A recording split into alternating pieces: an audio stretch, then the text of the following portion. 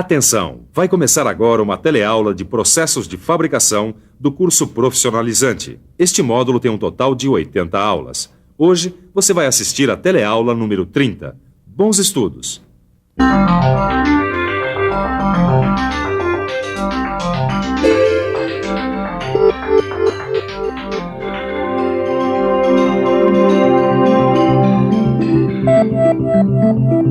Na teleaula passada, você conheceu as ferramentas utilizadas nos processos de furar, rebaixar, escariar.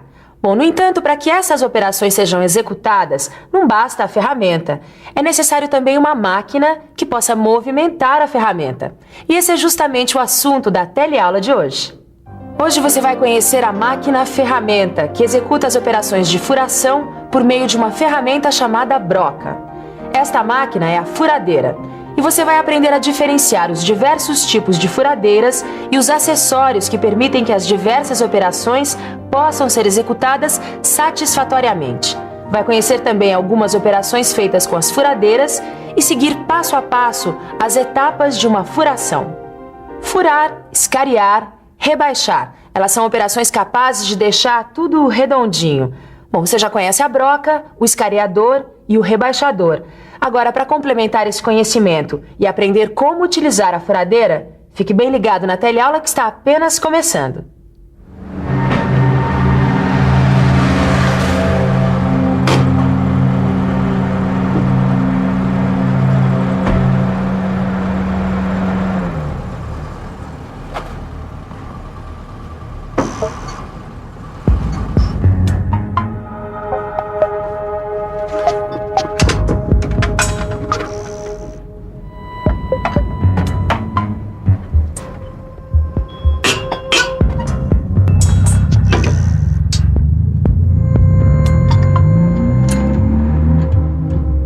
Eu tô aqui trocando esse pneu e tô matutando.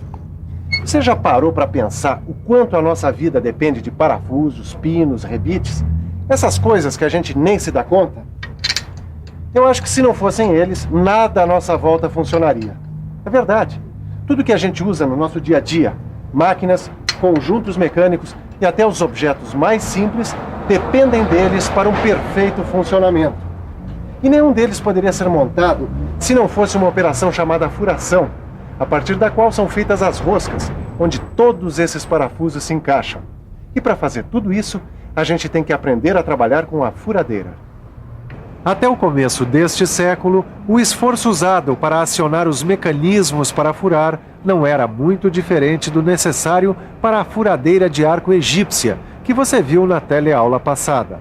Mas com a Revolução Industrial, começaram a surgir mecanismos de acionamento cada vez mais aperfeiçoados e que ofereciam velocidades de corte cada vez maiores. Desse modo, foram surgindo aos poucos as furadeiras com motores elétricos, que vão desde o modelo doméstico portátil até as grandes furadeiras multifusos, que você vai conhecer hoje. Afinal, você deve estar se perguntando: quantos tipos de furadeiras existem? É um bom começo. Vamos ficar mais por dentro disso?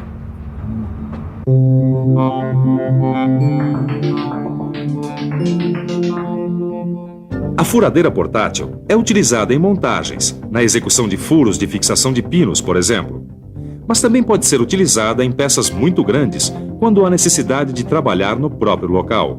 Ou então, em serviços de manutenção para extração de elementos de máquinas. Ela pode ser elétrica ou pneumática. Existem também as furadeiras de coluna, que têm esse nome porque seu suporte principal é uma coluna, na qual estão montados o sistema de transmissão de movimento, a mesa e a base.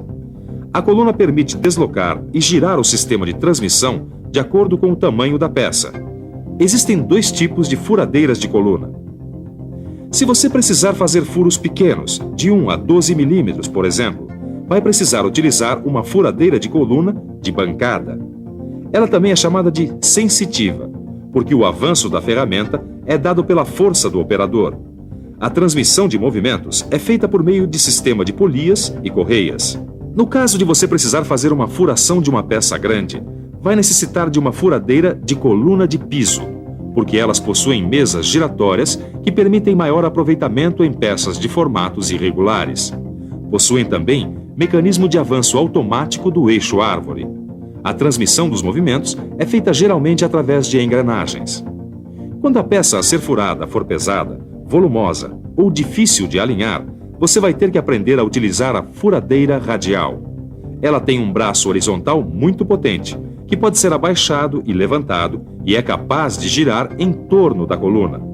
Nele está também o eixo porta-ferramentas, também conhecido como cabeçote ou árvore da furadeira. Este eixo pode ser deslocado horizontalmente ao longo do braço, o que permite furar em várias posições sem precisar mover a peça. O avanço da ferramenta também pode ser automático.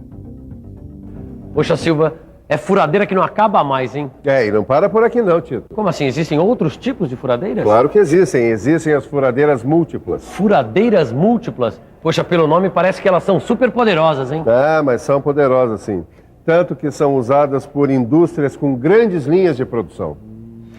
As furadeiras de fusos múltiplos são muito utilizadas por empresas de grande porte, com linhas de produção de grande fluxo, ou que fazem peças complexas com muitos furos. Vamos conversar agora com um profissional. Oi, por favor. Você poderia falar pra gente quais são as principais características dessas furadeiras? Esta furadeira, ela trabalha com os fusos juntos, em feixe. Ela é ótima para usinagem de uma peça com vários furos. E também pode trabalhar com uma grande quantidade de peças seriadas. A furadeira múltipla tem os fusos alinhados. Dá para executar operações sucessivas, trabalhar em diversas peças ao mesmo tempo. Você pode utilizar essa furadeira para fazer uma operação seriada, principalmente se tiver que fazer furos de medidas diferentes. Até agora você conheceu diversos tipos de furadeiras e os seus usos. Bom, mas uma furadeira para realizar as suas operações necessita também de alguns acessórios especiais que ajudam a prender a ferramenta ou a peça. Um desses acessórios é o mandril. A função do mandril é prender as ferramentas com haste cilíndrica paralela. Para a fixação da ferramenta, o aperto pode ser feito através de chaves de aperto. Além do mandril, existem as buchas cônicas, que são elementos que servem para fixar o mandril ou a broca diretamente ao eixo da máquina. As suas dimensões são normalizadas tanto para cones externos ou machos, como para cones internos ou fêmeas. Um outro acessório importante de uma furadeira é a cunha, ou saca-mandril ou bucha. É um instrumento de aço em forma de cunha. Ele é usado para extrair as ferramentas dos furos cônicos do eixo porta-ferramenta. E uma coisa que é bom lembrar sempre é de fazer a limpeza dos cones, retirando qualquer traço de sujeira antes de trocar brocas, mandris, buchas, rebaixadores ou os escariadores.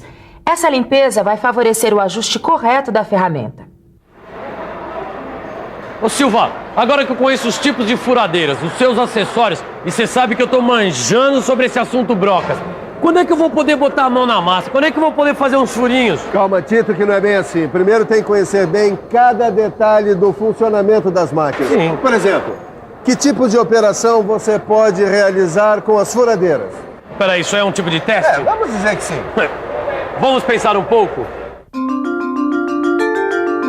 Vamos pensar um pouco. Bom, deixa eu ver. O que eu sei é que o uso das furadeiras permite a realização de várias operações. A primeira, é claro, é furar um material qualquer com o uso de uma broca que produz um furo cilíndrico. Uma outra operação importante, além de furar, é escariar furo.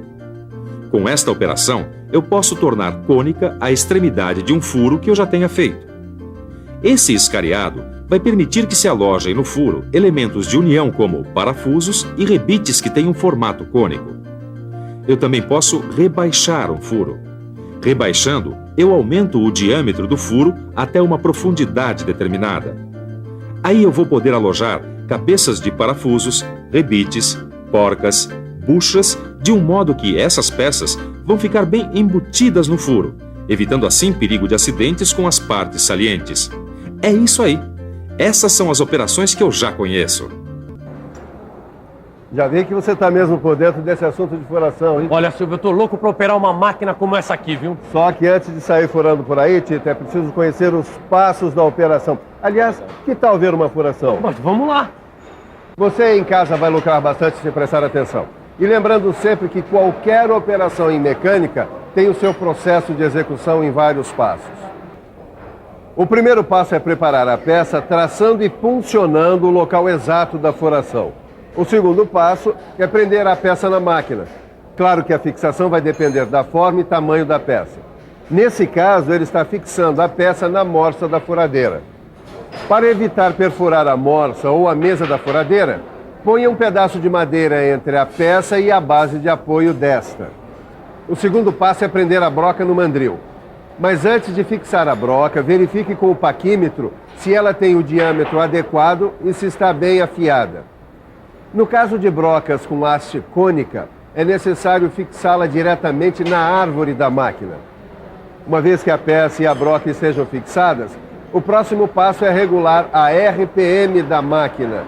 Para isso é necessário consultar uma tabela. O quarto passo é regular a profundidade de penetração da broca. Para isso, apoie a ponta da broca sobre a peça, atuando na alavanca de avanço. Depois, fixe o limitador na medida, sem esquecer que a profundidade do furo é sempre obtida considerando-se a parede do furo sem a ponta da broca.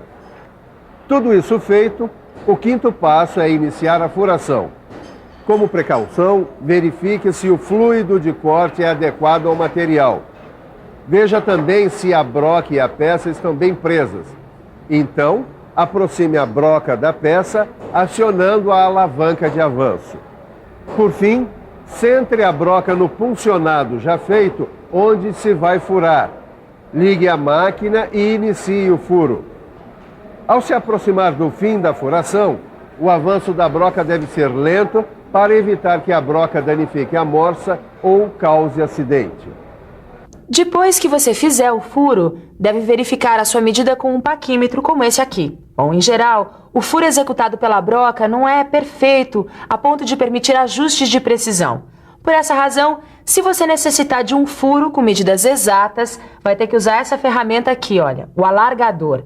Bom, mas isso daí é assunto para a nossa próxima teleaula. Por enquanto, fique com uma revisão do que você aprendeu hoje. E atenção, se liga aí que é hora da revisão. Na teleaula de hoje, você aprendeu que a furadeira é uma máquina-ferramenta destinada a executar operações como a furação por meio de uma ferramenta chamada broca. Conheceu vários tipos de furadeira, como as furadeiras portáteis, as furadeiras de coluna, que podem ser de bancada ou de piso. Conheceu a furadeira radial. Conheceu, por fim, duas furadeiras especiais, a furadeira múltipla e a furadeira de fusos múltiplos, que podem produzir grandes quantidades de peças seriadas e executar operações simultâneas. Viu ainda quais são os acessórios mais importantes para o uso da furadeira, como o mandril, as buchas cônicas e as cunhas. Aprendeu também que com as furadeiras, além de furar, você pode escariar e rebaixar furos. Por fim, acompanhou passo a passo uma operação de furação. Viu só quanta informação numa única teleaula? Quantas furadeiras e processos você aprendeu? Por isso é muito importante que você aprofunde seus estudos aí no seu livro. Nele você vai encontrar todas essas operações muito bem detalhadas e também muitos exercícios. Bons estudos e até a próxima!